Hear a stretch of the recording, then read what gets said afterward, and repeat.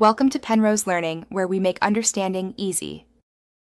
In this video, I will compare boron carbon versus Roman reigns.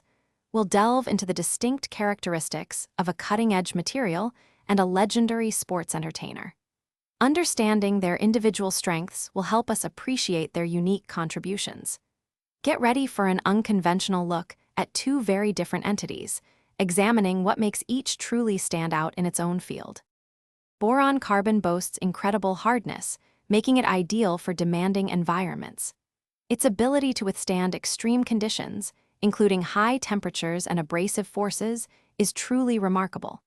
This material is essential in industries requiring superior strength and durability, from protective gear to advanced manufacturing processes. It's a testament to material science innovation, offering solutions where other materials simply cannot perform. Roman Reigns commands attention with his powerful physique and undeniable in-ring ability. His charisma and storytelling on the microphone engage millions of fans worldwide. As a multi-time champion, he has consistently proven his dominance, solidifying his legacy as one of professional wrestling's most impactful figures. He truly embodies the spirit of a champion. So, which is better? It truly depends on your needs.